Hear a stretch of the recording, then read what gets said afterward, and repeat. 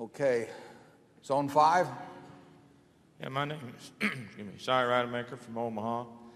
Is there any point at which your stock would rise to the point where you might split the stock? Surprise, surprise. I think I'll let Charlie answer that this year. He's so popular with the shareholders that I can afford to let him take the tough questions. I think the answer is no.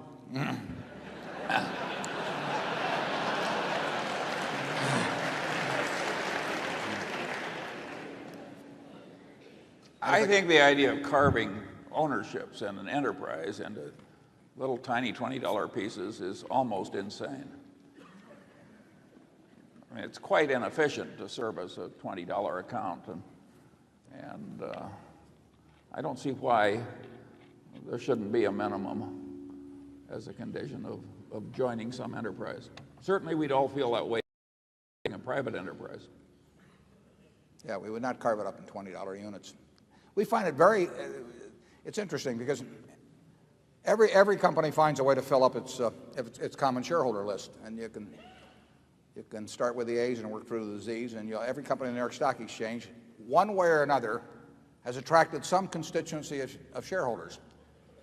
And frankly, we can't imagine a better constituency than is in this room. I mean, we don't think we can improve on this group, and we followed certain policies that we think attracted certain types of shareholders and actually pushed away others, and that is part of our eugenics program here at Berkshire. Yeah, just look around this room, and as you mingle with one another, this is a very outstanding group of people, and why would anybody want a different kind of a group? Yeah, if we follow some policies that cause a whole bunch of people to buy Berkshire for the wrong reason, the only way they can buy it is to replace somebody in this room or in this larger metaphorical room of shareholders that we have. So someone in one of these seats gets up and somebody else walks in. The question is, do we have a better audience? I don't think so. So I think that I think Charlie said it very well. Zone 6.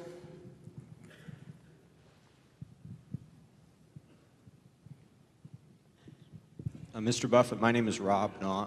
I'm from Omaha, Nebraska. My question is, given the recent announcement of Midwest Express and their nonstop jet service between the East and West Coasts, will this cut down on your use of the indefensible? And will you use more commercial air travel? This is a question planted by Charlie.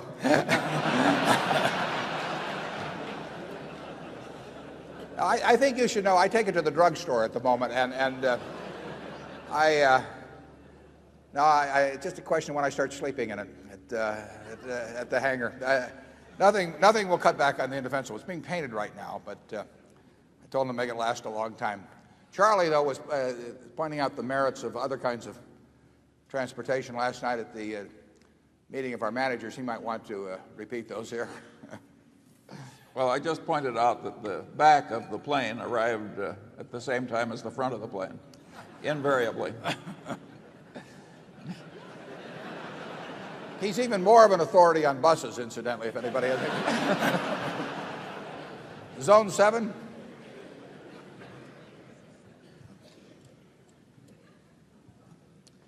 Mr. Buffett, my name's Alan Maxwell from Omaha. I've got two questions. What is your next goal in life now that you're the richest man in the country? That's easy. It's to be the oldest man in the country.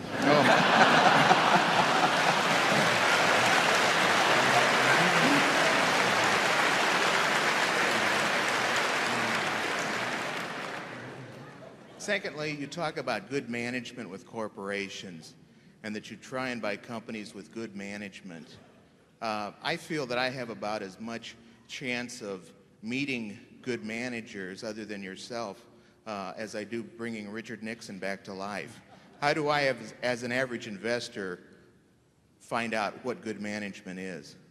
Well, I think you judge management by two yardsticks. One is how well they run the business, and I think you can learn a lot about that by reading about both what they've accomplished and what their competitors have accomplished, and seeing how they have allocated capital over time You have to have some understanding of the hand they were dealt when they themselves got a chance to play the hand. But if you understand something about the business they're in, and you can't understand it in every business, but you can find industries or companies where you can't understand it, then you simply want to look at how well they have been doing in playing the hand essentially that's been dealt with them. And then the second thing you want to figure out is how well that they treat their owners. And I think you can get a handle on that oftentimes. A lot of times you can't. I mean, there are many companies that obviously fall in somewhere in that 20th to 80th percentile, and it's a little hard to pick out where they do fall. But I think you can usually figure out. I mean, it's not hard to figure out that, say, Bill Gates or Tom Murphy or Don Keogh or people like that are really outstanding managers, and it's hard to figure out who they're working for. And I could give you some cases on the other end of the spectrum too. It's interesting how often the ones that, in my view, are the poor managers also turn out to be the ones that really don't think that much about the shareholders too. The two often go hand in hand. But I think reading of reports, reading of competitors' reports, I think you'll get a fix on that in some cases. You don't have to make 100 correct judgments in this business or 50 correct judgments. You only have to make a few. And that's all we try to do.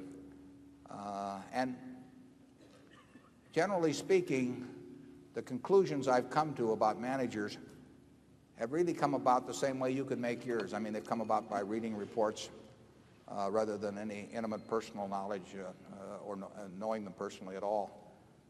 So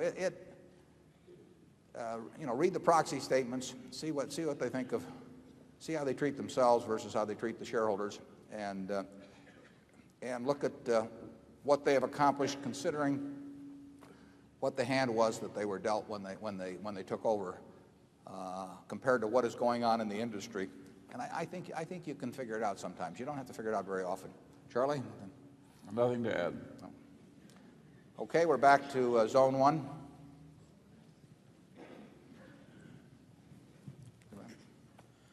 Hi there. My name is Lee. I'm from Palo Alto, California.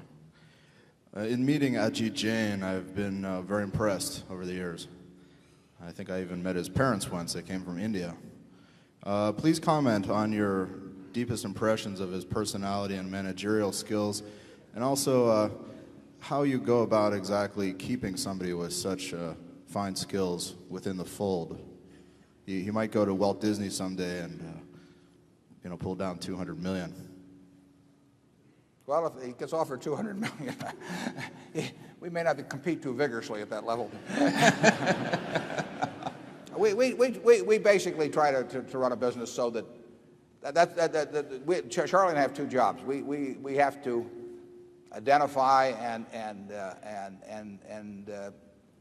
keep good managers interested after we figured out who they are, and that often is a little different here because I would say a majority of our managers are financially independent, so that they don't go to work because they are worried about putting kids through school or putting food on the table. So they have to have some reason to go to work aside from that. They have to be treated fairly in terms of compensation, but they also have to figure it is better than playing golf every day or whatever it may be. And so that's one of the jobs we have, and we basically attack that the same way. We look at what they do the same way we look at what we do. We've got a wonderful group of shareholders. Before I ran this, I had a partnership. I had a great group of partners, and essentially I like to be left alone to do what I did. I like to be judged on the scorecard at the end of the year rather than on every stroke, and not second-guessed in a way that was inappropriate. I like to have people who understood the environment in which I was operating. And so the important thing we do with managers generally is to find the 400 hitters and then not tell them how to swing, as I put in the report. Second thing we do is allocate capital. And aside from that, we play bridge. It's pretty much what happens at Berkshire. So with any of the managers you might name here, we try to make it interesting and fun for them to run their business. We try to have a compensation arrangement that's appropriate for the kind of business they're in. We have no company-wide compensation plan. We wouldn't dream of having some compensation expert or consultant come in and screw it up. We try to, some businesses require a lot of capital that we're in, some require no capital. Some are easy businesses where good profit margins are a cinch to come by, but we're really paying for the extra beyond that. Some are very tough businesses to make money in. And it would be crazy to have some huge framework that we tried to place everybody in that where one size would fit all. People generally are compensated relating in some manner that relates to how their business does, as opposed to, there's no reason to pay anybody based on how Berkshire does, because no one has responsibility for Berkshire except for Charlie and me. And we try to make them responsible for their own units, compensated based on how those units do. We try to understand the businesses they're in, so we know what the difference between a good performance and a bad performance. And that's how we work with people. We've had terrific luck over the years in retaining the managers that we wanted to retain, and it's I think largely it's because, particularly if they sell us a business that to a great extent the next day they're running it just as they were the day before, and they're having as much fun running their business as I have running Berkshire. Charlie? Well, I've got nothing to add, but I think it's that concept of treating the other fellow the way you'd like to be treated if the roles were reversed. It's so simple when you stop to think about it, but it's a rare evening when Ajit and Warren aren't talking once on the phone. It's more than a business relationship, at least it seems that way to me. Yeah, well, it is. Stay that way too. And by the way, we like our businesses, our relationships to be more than a business relationship. Charlie and I are very far. We basically, it's a luxury, but it's a luxury that we should try to nurture. We get to work with people we like, and it makes life a lot simpler. It probably helps on that goal of being the oldest living American too. Yeah, and we tend to like people we admire. Yeah, who do we like that we don't admire, Charlie? Start naming names. Do these people have names?